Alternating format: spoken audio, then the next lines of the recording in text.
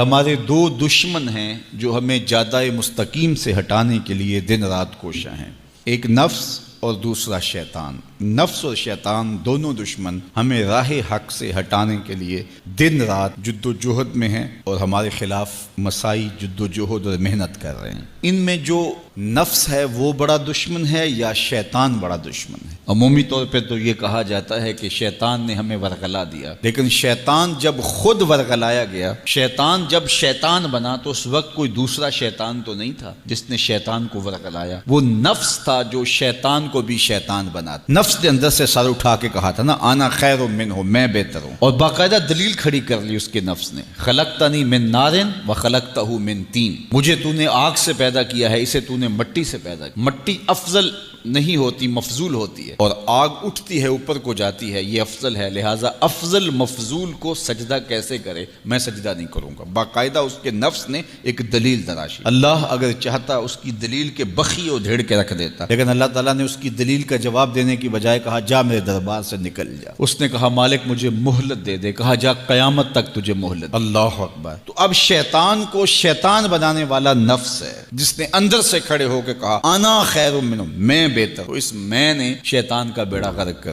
انانیت اسے کہتے ہیں، انا خیر منہ، اس سے انانیت ہے، میں بہتر ہوں۔ ایک بزرگ تھے، انہوں نے ساری زندگی اپنی زبان پہ لفظ میں نہیں آنے دیا۔ وہ فرماتے تھے یہ وہ لفظ ہے جس نے شیطان کا بیڑا غرق۔ تو وہ اس مفہوم کو ادا بھی کرنا چاہتے تو بالفاظ دیگر کر۔ کسی نے سنا کہ فلاں شخص ہے، اس کی زبان پہ کبھی میں کا لفظ نہیں آیا، تو اس نے کہا لو اس کی زبان پہ یہ لفظ کیوں نہیں آیا؟ میں جاتا ہوں اور ان کی زبان پہ یہ لفظ آئے ہی آئے۔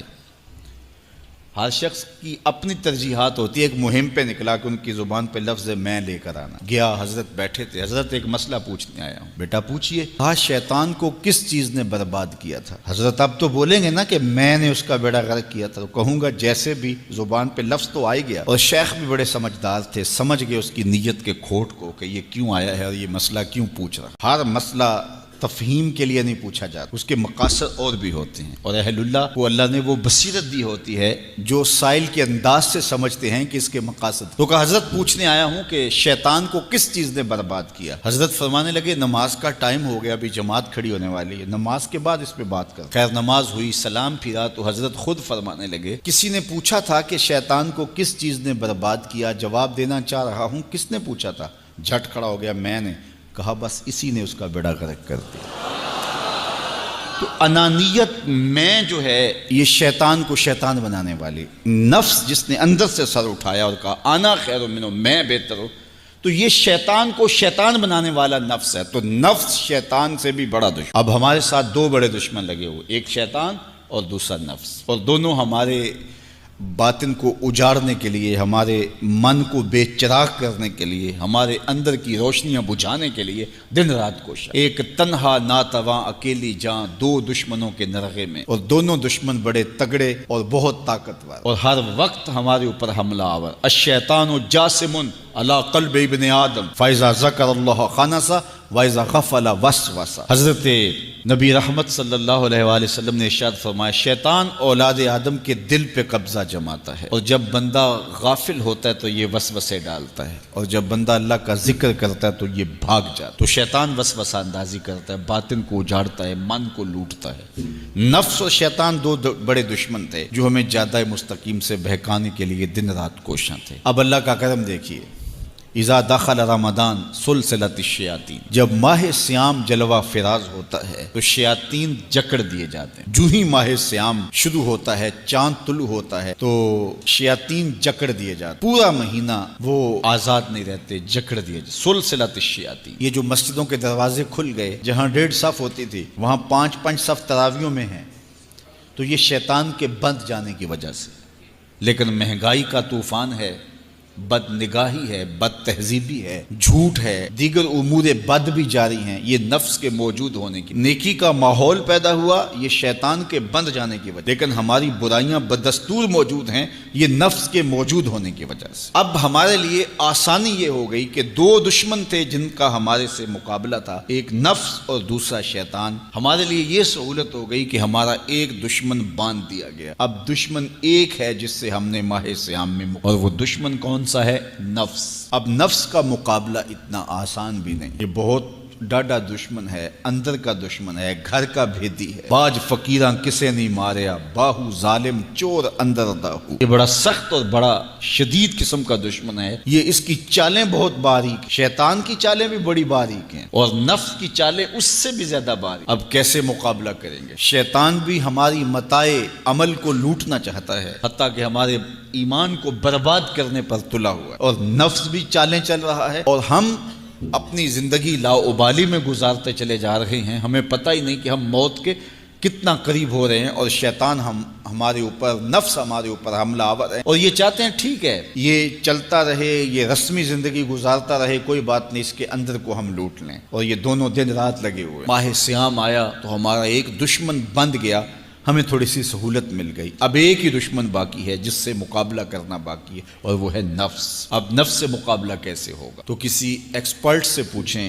کہ جناب نفس ہے، ہم کمزور ہیں، شیطان دشمن ہمارا بندہ ہوا ہے، 2 محاذ کھلے تھے تنہا جان کے لیے، ایک محاذ بند ہو گیا، اب ایک ہی محاذ ہے، مقابلہ کرنا ہے تو کیسے کرنا؟ اللہ اکبر۔ تو ہم اقبال کی بارگاہ میں عرض کیا کہ آپ بتائیے۔ وہ کہنے لگے میں آپ کو اپنے مرشد مولانا رومی کے پاس لے جاتا ہوں۔ رومی کے پاس اقبال لے کر کے گئے تو رومی نے کہا کہ میں آپ کو ایک اور شخص کا پتہ بتاتا ہوں، اور وہ اتنا کامل ہے اور اس شعبے میں اس قدر ایکسپرٹ ہے۔ اس نے کہا ہفت شہر عشق را اتار گشت ما ہنوز اندر خمیں یک کوچام۔ عشق کے 7 شہر حضرت شیخ فرید الدین اتار گھوم چکے ہیں، اور ہم پہلے شہر کی پہلی گلی کے کونے میں کھڑے ہیں۔ یعنی اتنا بڑا شخص شیخ فرید الدین علیہ رحمہ، تو کہا وہ بتائیں گے تمہیں کہ نفس کا مقابلہ کیسے کرنا ہے۔ رومی کہتے ہیں کہ وہ میرے بھی استاد ہیں، رومی کہتے ہیں کہ وہ میرے بھی ہادی و مرشد ہیں۔ جس عشق کے شہر میں میں داخل ہوا ہوں اور ابھی کونے پہ کھڑا ہوں، اس طرح کے 7 شہر وہ گھوم کے بھی آئے ہیں۔ آؤ ان سے پوچھتے ہیں کہ جناب نفس قابو کیسے کریں؟ تو شیخ فرید الدین اتار نے کہا نفس نتواں کشت الا باسے چیز بات گوئم یاد گیرش اے عزیز۔ نفس نہیں مرتا، لیکن 3 اسلحے اگر آپ کے پاس ہوں تو یہ نفس ٹھہر بھی نہیں سکتا۔ غور سے سن لیجئے، روحوں میں اتار لیجئے، اور زندگی میں ہمارا مقصد ہے اس نفس کا مقابلہ کرنا۔ شیطان کا مقابلہ کرنا بھی ہمارا مقصد ہے، اور نفس کا مقابلہ کرنا بھی ہمارا مقصود زندگی ہے۔ ساری زندگی فریب میں ہم میں نہیں گزارنی، زندگی تیزی کے ساتھ گزر رہی ہے اور ہم آغوش موت میں اترنے والے ہیں۔ تو یہ ڈاڈے دشمن ہماری متاع عمل لوٹ رہے ہیں، ہمارے کیے ہوئے عمل کو عجب سے، تکبر سے، ریاکاری سے برباد کر دیتے ہیں۔ ہمیں پہلے عمل کی طرف جانے نہیں دیتے، پھر عمل کے اندر وسوسے ڈالتے ہیں، پھر عمل ہو جائے تو اس کو پھر برباد کرنے کی کوشش کرتے ہیں۔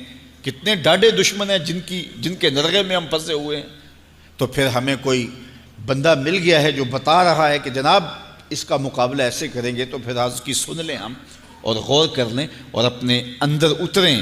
تو شیخ فرید الدین اتار ہمیں بتا رہے ہیں، تو سنیے وہ کیا کہہ رہے ہیں۔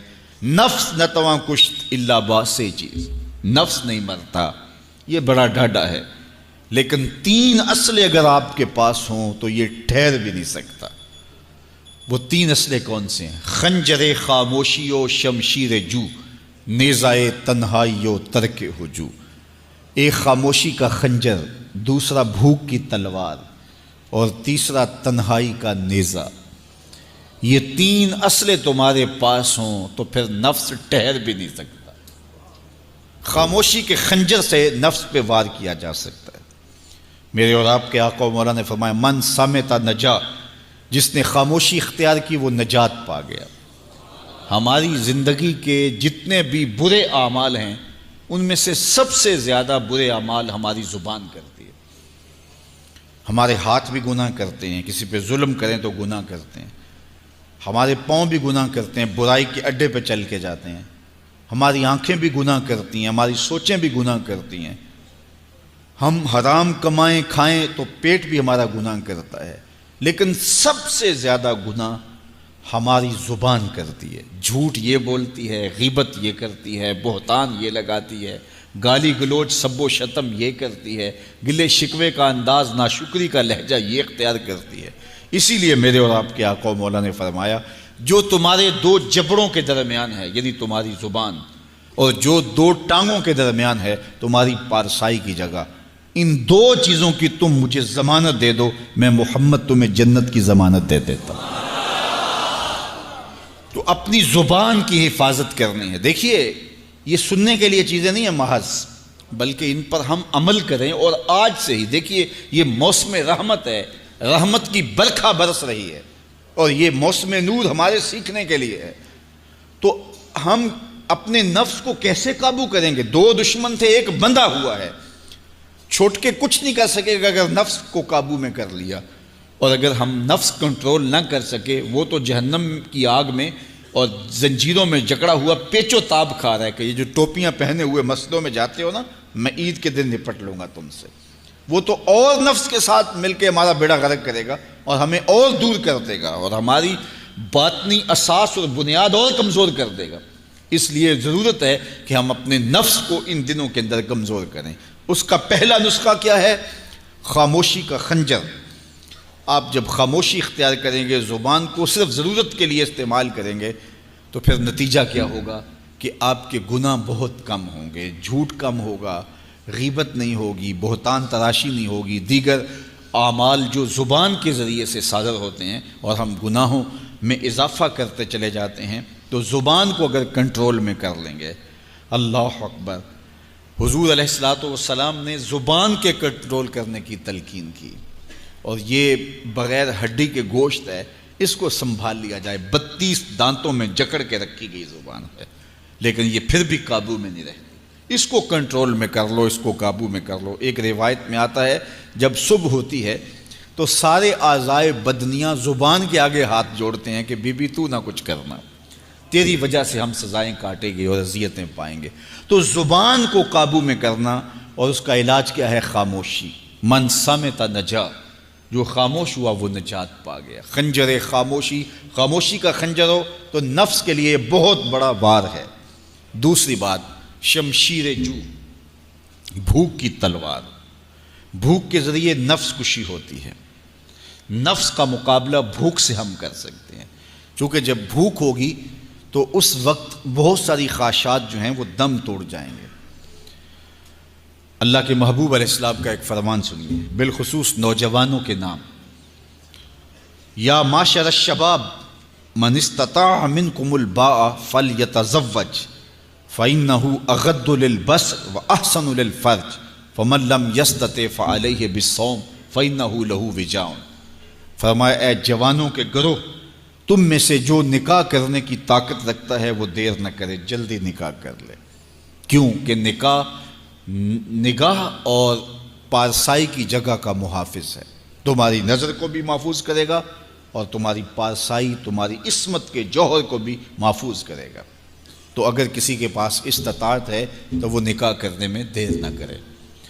فَإِن لَمْ يَسْتَطِعْ، اور اگر کوئی طاقت نہیں رکھتا، اس کے حالات ایسے نہیں ہیں کہ وہ نکاح کر پائے، فَعَلَيْهِ بِالصَّوْمِ، تو فرمایا وہ کثرت کے ساتھ روزے رکھے۔ فَإِنَّهُ لَهُ وِجَاءٌ، روزے اس کے لیے قاطع شہوات ہیں اور اس کی مشکلیں آسان کرنے والے ہیں۔ تو نوجوانوں کو اگر استطاعت نصیب ہو جائے تو وہ شرم نہ کریں، وہ نکاح کی طرف بڑھیں تاکہ ان کی عصمت کے جوہر کی حفاظت ہو سکے۔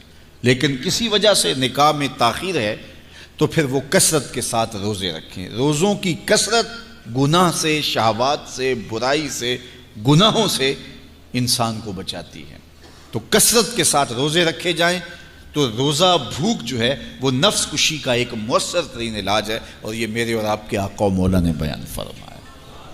تو بھوک کی تلوار جو ہے یہ نفس کشی کا ایک مؤثر ذریعہ ہے، اور نفس کا سر کاٹنے کے لیے بھوک کی تلوار ہمیں ہر وقت حمائل کیے رکھنی چاہیے اور ہر وقت اپنے ساتھ لٹکا کے رکھنا چاہیے۔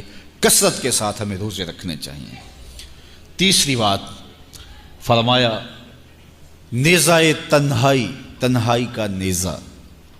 جب آپ عمومی طور پہ مجلسی زندگی میں ہوں گے تو بہت ساری خطائیں اور بہت سارے گناہ مجلسی زندگی میں آپ سے سرزد ہوں گے، تو جب آپ تنہائی اختیار کر لیں گے تو بہت سارے گناہوں سے بچ جائیں گے۔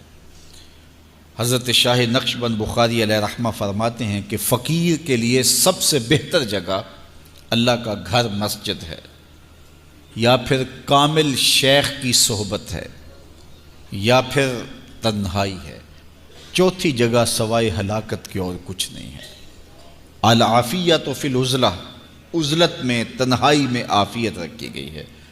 اس لیے اپنے آپ کو ایسے ہجوم میں، ایسی جگہوں پہ لے جانے سے روکیں، اپنے آپ پر ضبط کریں جہاں نظر پاک نہیں رہتی، جہاں خیال کی پاکیزگی کا سامان نہیں رہتا، اور جہاں آپ کی جو ہے وہ آپ کی زبان محفوظ نہیں رہتی۔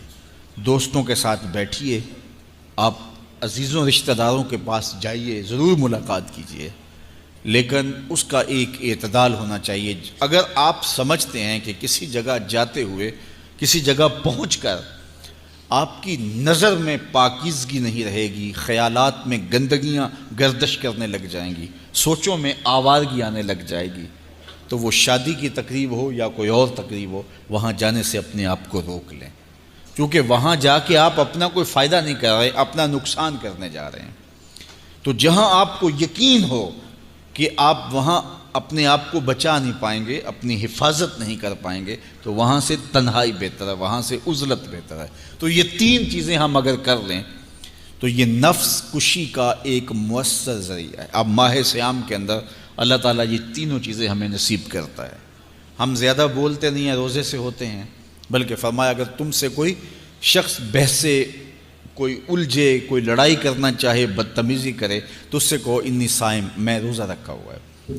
اور اسی طرح بھوک تو میسر ہوتی ہی ہوتی ہے، اور تیسری بات کہ عزلت بھی میسر ہو جاتی ہے، اس میں آپ ذکر کے لیے، فکر کے لیے، روزے میں آپ تلاوت کلام مجید کے لیے تنہائی اختیار کرتے ہیں۔ تو گویا روزہ ایک ایسی تربیتی ورکشاپ ہے کہ جس کے ذریعے سے آپ کے نفس کی تہذیب ہو جاتی ہے۔ جب نفس قابو میں آ گیا، نفس کنٹرول میں آ گیا، نفس کو آپ نے کمزور کر لیا، تو شیطان چھٹ کے بھی کچھ نہیں کر سکے گا، کیونکہ شیطان ہمارے اوپر حملہ کرتا ہے نفس کے ذریعے سے۔ باہر کا دشمن ہے اور نفس اندر کا دشمن ہے۔ ہمارے دیہاتوں میں چوری ہو جائے نا، تو بوڑھے بزرگ مل کے بیٹھ جاتے ہیں کہ بتاؤ چوری کیسے ہوئی، تو ایک نقطے پہ سارے متفق ہوتے ہیں، اور وہ نقطہ یہ ہوتا ہے کہ کوئی اندر کا بھیدی ضرور ہے۔ جب تک کوئی اندر کا بندہ نہیں تو باہر سے کوئی آ کے از خود چوری نہیں کر سکتا، تو کوئی اندر کا بندہ ضرور موجود ہے۔ نفس اندر کا بھیدی ہے اور شیطان باہر سے آ کر حملہ آور ہونے والا ہے۔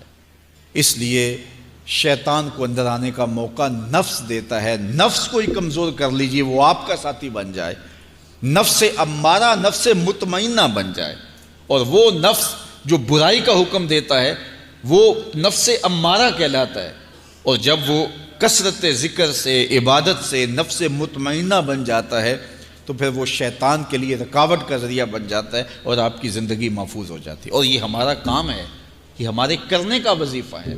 دیکھیے حضرت انسان کو اللہ نے اختیار دیا، زندگی دی، فہم دیا، ادراک دیا، گناہ کی قوتیں اور نیکی قوتیں ساری اس کے ساتھ لگی ہوئی ہیں۔ اس نے صرف ایک لا ابالی شخص کی طرح زندگی نہیں گزارنی کہ جو سامنے آ گیا کھا لیا اور جو زبان پہ آ گیا بول دی، ایسا نہیں ہے۔ یہ تو انسان ہے، اس کو تو اپنی زندگی کی راہیں خود متعین کرنی ہے کہ میری دنیا آخرت کے لیے نفع بخش کیا چیز ہے اور نقصان دہ کیا چیز ہے۔ انا ہدیناہ السبیل اما شاکرا و اما کفورا، کہ ہم نے اس کو دونوں راہیں دکھا دی، وہدیناہ النجدین، اس کو پتہ ہے یہ اچھائی ہے، یہ برائی ہے، اس نے اس سے اجالنا ہے اپنے اندر کو اور اپنے باطن کو سنوارنا ہے۔ تو ماہ صیام ہمارے لیے موسم رحمت اور موسم نور ہے، جو ہمارے اندر کی روشنی کا سبب اور ذریعہ ہے۔ تو آئیے یہ موسم اللہ نے ہمیں نصیب کیا، قرآن مجید کی کثرت سے تلاوت کریں، نفس کمزور ہوگا، تنہائی اختیار کریں، نفس کمزور ہوگا، اپنی زبان پہ قابو کر لیں، نفس کمزور ہوگا، بھوک تو ہم روزے کی وجہ سے کاٹتے ہی کاٹتے، نفس کمزور ہوگا۔ اب شیطان چھٹ کر بھی عید کے دن ہمارا کچھ بگاڑ نہیں سکے گا اگر ہم نے اپنے نفس پہ قابو پا لیا، اور اگر نفس پہ قابو نہ پا سکے تو شیطان تو پھر پیچ و تاب کھا رہا ہے، اور وہ ہمارے اوپر پھر اور زور و شور کے ساتھ حملہ ہوگا اور ہماری متاع عمل کو لوٹ لے گا۔